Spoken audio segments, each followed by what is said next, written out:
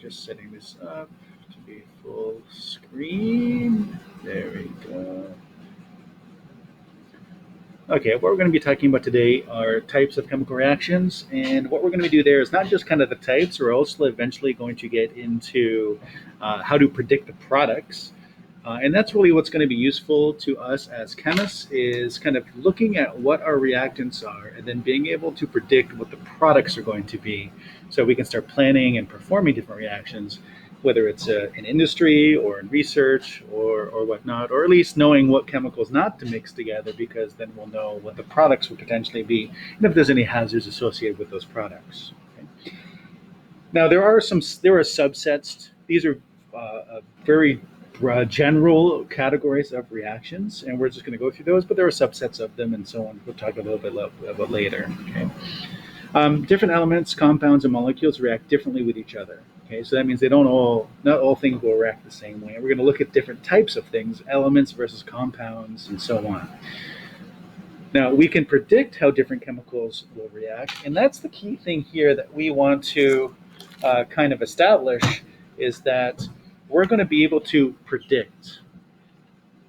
And that's where we want to get to. We can predict how the chemicals will react and then predict the products. Okay, so you're going to get a general overview of how to make these predictions once you see what the reactants are, and then we'll go from there. Certain chemicals undergo particular types of reactions, and chemical families can behave similarly, and so on. So I don't know how much detail we'll get into that, but we'll certainly mention it. To classify a reaction, you must look at what happens as the reactants are converted into products. We can only know with certain what the products of a chemical reaction are by carrying out the reaction itself. So having said that, the only way to really know for sure what's going on is to perform the reaction. But we will get to a point where if we see the reactants, we'll predict what's there. Okay. Now, this gets more complicated because what can happen, there could be side reactions depending on the reaction and so on, but you're not there yet. We're going to look at some very simplistic types of reactions to get to understand how this process occurs and what to predict. But really to know, you'd have to carry out the reaction itself. And in addition, we're learning about things that other scientists have done over the years, and now we have that understanding to make these predictions, whereas before they didn't. They would have to do the reactions and then observe the products and then learn from that process to learn how these things combine or break apart or interact and so on.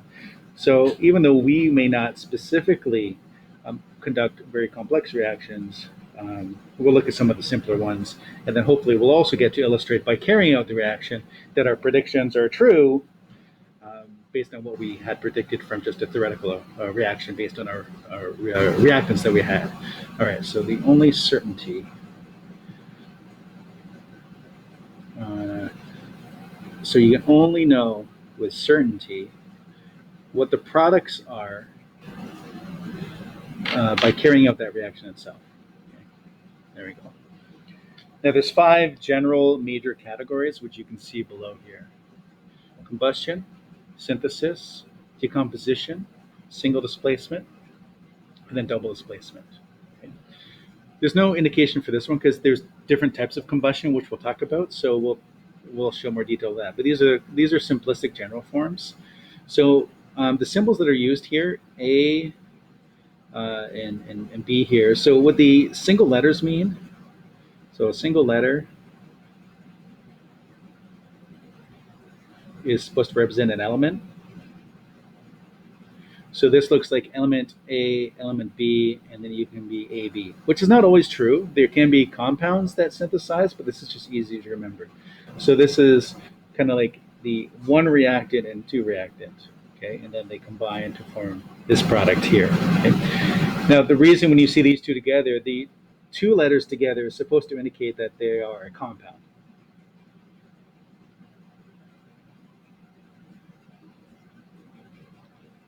All right, so that's a compound.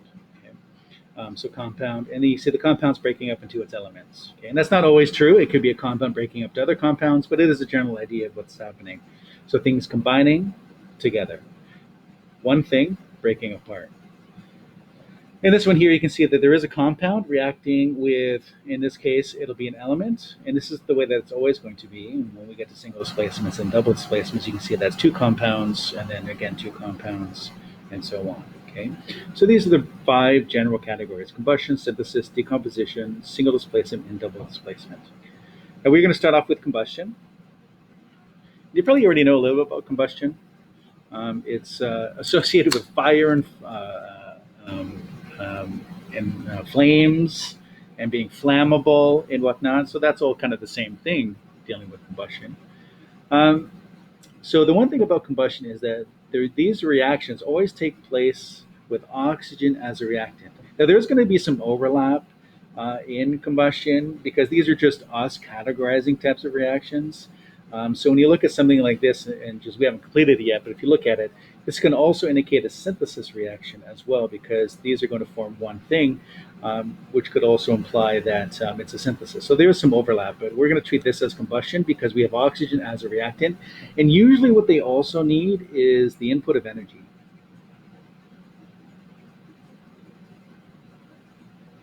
Usually in the form of heat. All right, now that's true of all reactions, I suppose. But in this case, you're going to need some sort of reaction to start the whole process, or heat or energy to start the whole process to begin with, and then oxygen is going to be one of those reactants. Okay. Now, type 1, you can see there's going to be a second type, and the second type is the one you're probably most familiar with. This type here is not as familiar with you. You probably don't even know about it, but the other one when we get to type 2, you'll also understand fairly well what that type is. Okay? All right, so this type here is when you have oxygen reacting with a metal or a non-metal element. Okay? So the key thing about here is that you have oxygen and a metal or a non-metal. And what is produced is either a metallic oxide or a non-metallic oxide. Okay, so you can probably predict what a metal being burned or combusted is with oxygen is going to produce. That would be a metallic oxide. Okay. All right, so now what we want to do is we know that we have a sample of magnesium here. Now, when we do, if we were going to use it in class, we would get it kind of like strips or ribbons. It's kind of like thin piece of metal that you can cut and then you place over a flame and then you can combust it because the oxygen is just in the air. So it's nice. You have a planet supply, so you can combust a metal that way. You provide the energy from the Bunsen burner, and then the oxygen's in the air, and then you can make this reaction. And we won't do it this year because we can't use the Bunsen burners. All right. Anyway, so what we're going to do is we're going to predict how these things combust. So we already stated up here that if you combust a metal in oxygen, you're going to result in a metallic oxide. So really, it's just the two things here forming that metallic oxide. So you would go M, G, and then O. Now, this is where your nomenclature comes in and your bonding to know that this is the proper equation for MgO. Now, this is an ionic compound, and we know that when magnesium is going to form a bond with oxygen, it's going to be ionic, so it's going to be Mg2 plus and O2 minus. And I can tell from that their number of pluses and minuses, they already balance, so then I just need them in a 1-to-1 ratio. Now, you don't know specifically what the state of this is. However, it is ionic, and we do have ionic properties, general rules. And if we ever had to guess at the state of an ionic compound that forms, it would be that it's a solid. Okay, that's actually what it is. Magnesium oxide is a solid. And you could even probably guess the color of it, because we also looked at some of the colors for ionic compounds, and they turned out to be white. And yeah, this turns out to be a white solid, and so on. All right, so a metal being combusted, so reacting with oxygen, is going to form a metallic oxide. So a metal oxide. You can name this one specifically. The specific name for this is magnesium oxide.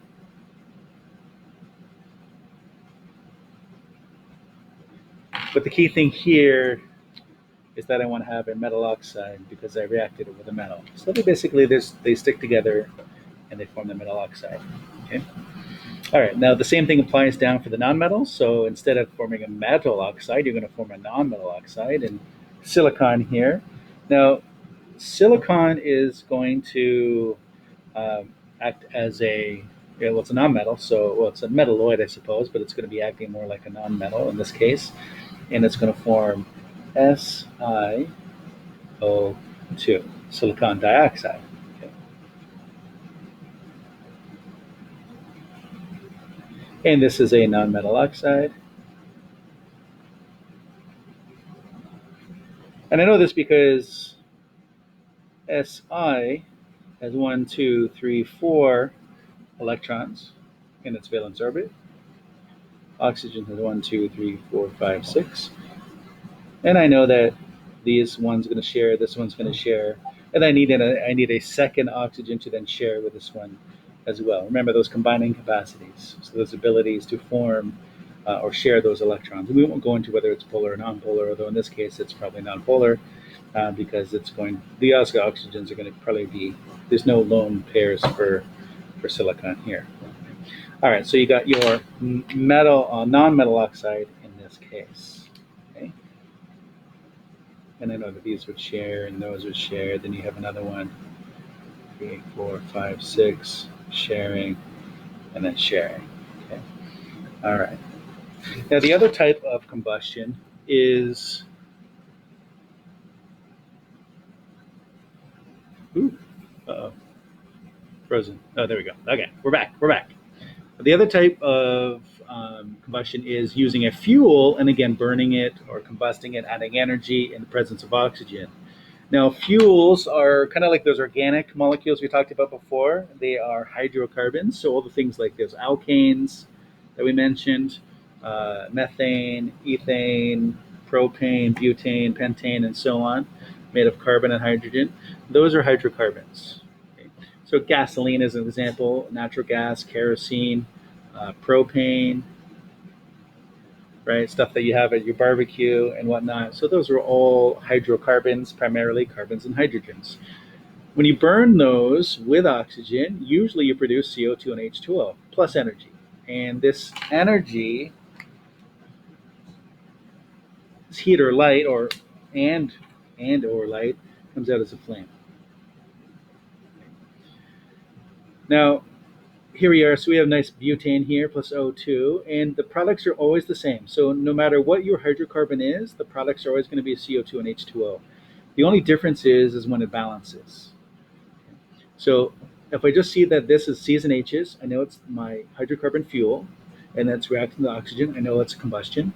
So then I'm just going to predict CO2 plus H2O. Okay.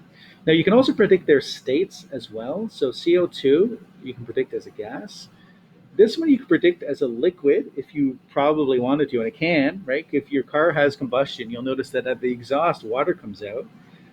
But usually it doesn't come off straight as a water because there is heat associated with combustion. So normally it comes off as a water vapor and then it cools at some point and then condenses into form water like in your car and so on. So we'll predict both of these things to be a gas. Okay? Now we do want to make sure that we still have to account for balancing here as well. We're just going to make sure that they are balanced as well. Okay? Oh, and then we'll also probably want to indicate, let's just say energy comes out, and that is your heat and or light. Okay, so this is your flame coming out. Okay, so we have 4 carbons. Let's just try putting a 4 here and see what happens. So if I put a 4 here, that's okay. That gives me 8, 9. That's not so good. All right, but let's even this up a little bit. So right now I have 8. I don't know. I could do 2, but I got 5. Let's do 5 over here. No, 5 is not going to help me. Let's do. So we have to have. Sorry, that's 10 of those. So that would be a 5. Let's just do something like 10 of those, and then we'll do 2 of those, so that gives me 20. That's 20. Then I need 8 of these, and then that'll give me 8 carbons, 8 carbons. Okay, so now I have 10 plus, what is this? 8 times 2 is 16, so 26, so 13. And I think that works out to be okay. So 8 carbons, 20 H's, 20 H's. Here's 16 plus 10 is 26, and that's 26 over there. Okay, so there we go for the balance set. Okay. Now this reaction here is called complete.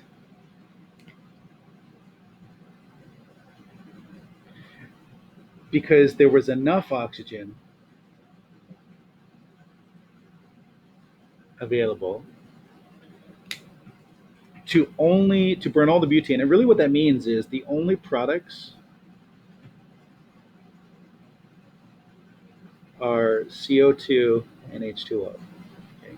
Because there is another type of combustion where you get other things than CO2 and H2O. Okay? This is what you want to get in your hydrocarbon burning, but you don't always get it. It all depends on how much oxygen was available. In this case here, we had the perfect amount of oxygen to completely balance this on the other side with the amount of butane that we had. But sometimes there's insufficient supply of O2 available to burn the fuel completely. And when that happens, you get other things produced, and one of those things is carbon monoxide, H2O. Well, H2O is not an additional thing.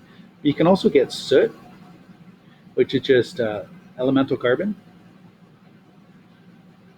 as well. And that's kind of like that black material that comes out of like diesel engines and certain factories and so on.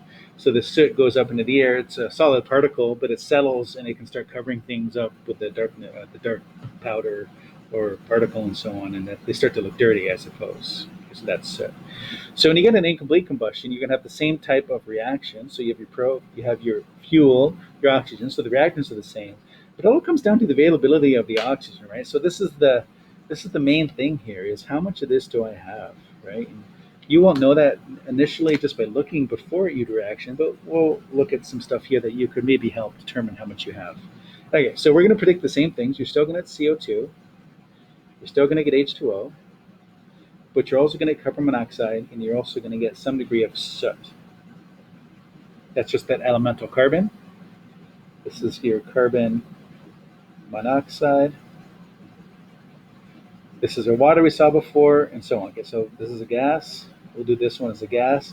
This is a gas, and this is a solid. Okay. Oh, and you also plus your energy, right? And that's essentially your flame that you saw before, heat and light. Okay.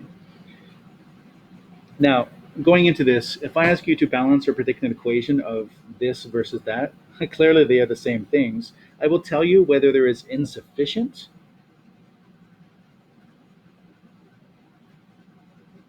amount of O2. Otherwise, you would treat everything as being complete combustion and just do this.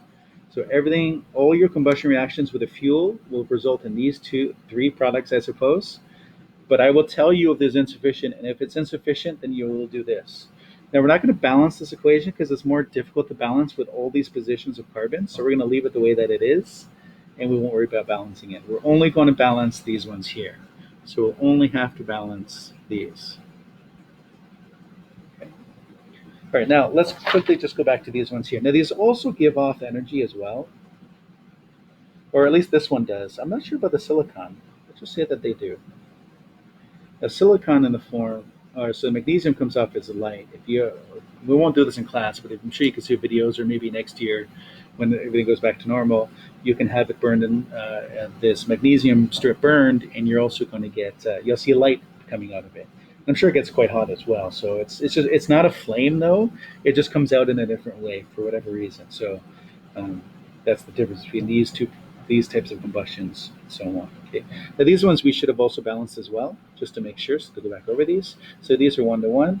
I have 2 of those, so I'm going to need 2 of those over here for 1-to-1. We should also balance this one just in case as well. It looks like it's already balanced. I got 2 and 1, so there's 2 and then 1, so it looks okay.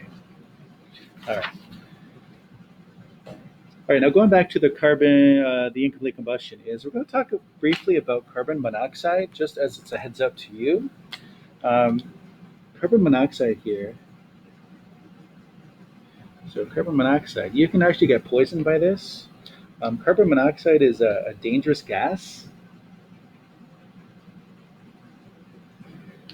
And what makes it dangerous is that it has a toxic effect within your body, which we'll talk about in a minute. And it's also dangerous because, well, that's the dangerous part. But what's scary about it is that you can't see it, you can't smell it, you can't hear it. So you don't know that it's being produced in an area where there's the combustion of a fuel going on. So, and if you let it build up to a certain amount, then it's going to start compromising your body and function. So some symptoms of getting carbon monoxide poisoning are headache, dizziness, vomiting, chest pain, weakness, and there's more to that list, but those are kind of like the big ones. Every floor in your house, or every house in your floor, every floor of your house should have a carbon monoxide detector. They're super annoying when they go off. They're worse than fire alarms, but they're important because you could slowly be poisoning yourself without even knowing it. At least if there was a fire, you could see a fire and feel a fire. But if you're being poisoned slowly by carbon monoxide because of incomplete combustion, you won't even know that it's there. So it adds this particular dangerous element to houses that have a lot of gas burning and so on. Okay, so just be aware of that. Okay. Now, if you do get any of those symptoms, or if anyone does have those symptoms, the best thing to do is get them out into fresh air as soon as possible. So you remove them from the carbon monoxide, and you can start helping them get back to a regular breathing and so on. Okay. Now, what is it about the carbon monoxide that is dangerous to you? Well, what it does is it binds to hemoglobins in your red blood cells. So this is just a diagram over here showing a red blood cell. They're showing some hemoglobins and then oxygens being bound to them. I know it looks like water, but it's hemoglobin and then oxygens attached to it. Okay. Technically, I think it should be four oxygens, but whatever. Now, what happens is carbon monoxide also binds to hemoglobin. And each hemoglobin can bind four things. So if this binds to one of your hemoglobins, it actually does something to the hemoglobin that oxygen doesn't do. So once it attaches to it, it actually it actually makes the hemoglobins even more attracted to oxygens. And what it does is it prevents the hemoglobins from dropping off the oxygen that it has. And if the red blood cells can't drop off any oxygen, that means that your cells are now deprived of oxygen, and then they will start to die because they need that to generate their energy through cellular respiration. So they bind to that RBC. They cause the hemoglobin to bind O2s more tightly. So that's the key thing there, right? Is that they're binding O2 more tightly. And if they bind more tightly, they drop less O2 off to your tissues, and then they slowly die of not having any energy, of starvation, and so on. So it's not the carbon monoxide necessarily itself that is doing anything to your body or molecules. It just makes the hemoglobin hold the oxygen more tightly, and as a result, your cells get less oxygen, and then they start to die. So kind of a weird thing about that, right? Kind of neat. Okay. Now, one thing that you can do in the classroom, and you can do this at home too, it doesn't really matter. So there's different types of flames to know whether something is complete or incomplete combustion. And I know this is not in color, but your version will be in color, so you'll be a little bit ahead of me as far as this goes. But I'll add some colors on here to help us out. Okay. Now, we would normally do this in the classroom, and that's having you work with a Bunsen burner so that you can practice on setting up a good flame to use. And we'll just briefly talk about how you would do that. But you could, although you can't really do this at home, but you could definitely tell which flames are going to be incomplete or not complete. Okay.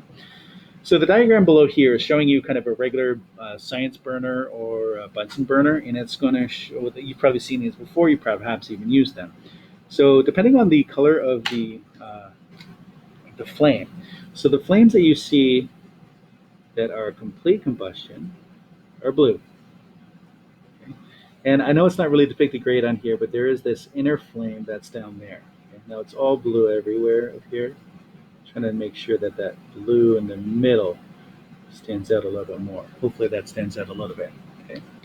Now we're going to talk more about that blue flame in just a minute.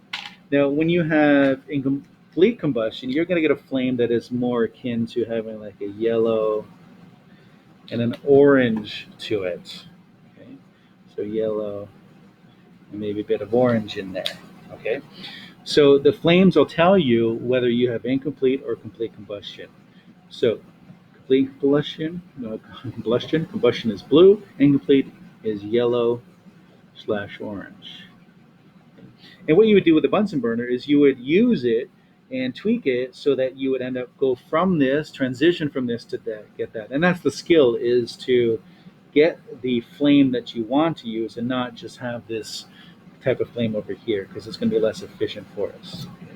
Now, the way that you do that is these burners, they come, depending on the burner you have, they're all going to have kind of this little neck guard at the bottom here or whatnot that you can rotate. And what this is an air intake. Okay? So this is they call it an air hole here, fair enough.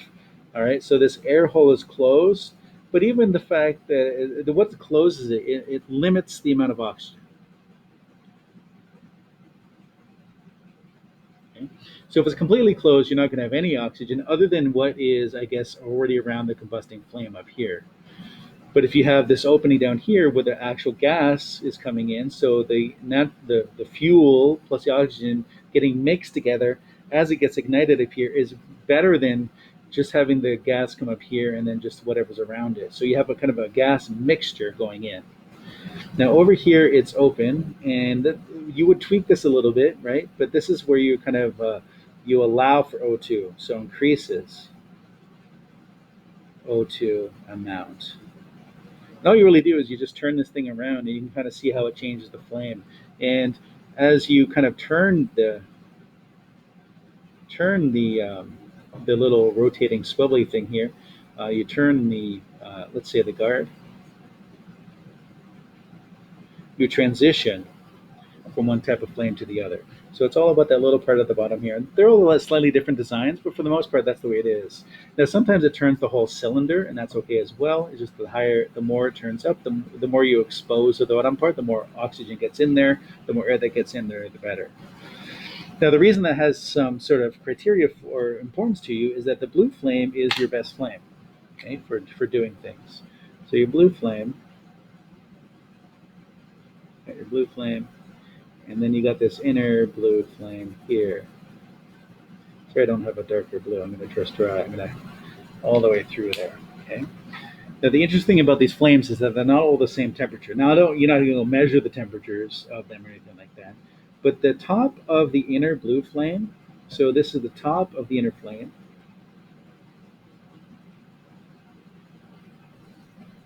This is your hottest point here. So if you were to do anything in an experiment where you had to heat it, you would probably put it just above. So you put kind of like your test tube just above where that flame is, because that's the hottest point if you're trying to add energy to it and so on. So that's the significance of having that. So you can see that out here. It's still hot up here, right? And it's sometimes you lose where it ends and so on. But this is the hottest point. This is a little bit cooler down in here, but right at the tip there, where you transition from the hottest to the second hottest there, that's the hottest spot where you want to heat something. Right? Now the diagram down the bottom here, this is really just how you transition to that thing, right? So this is supposed to be like a yellowy flame here. Let's see, start off kind of a yellowy over there as well. And really what you want to do is you light, right? You're going to light it, and this is just a flint lighter.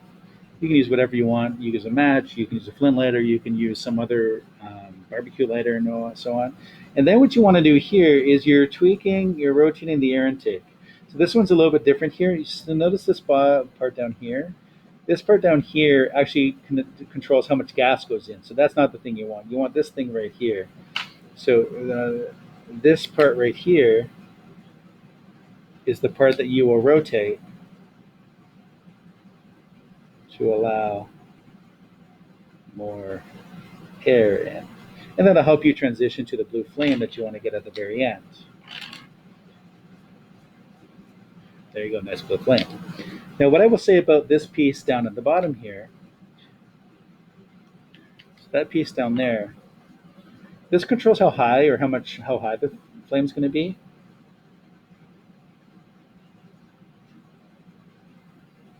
Right, and that's just an easier way to do that than it is to deal with the actual nozzle that your tube is attached to.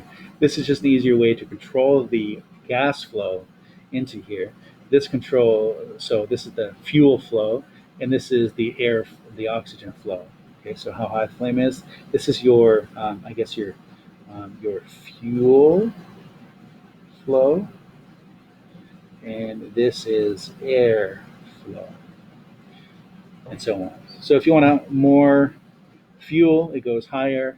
If you make less fuel, it goes lower. If you have limited air or oxygen, it's going to be yellow and orange. If you have a nice balance or the amount too much, you weigh a lot of oxygen, then you're going to get blue.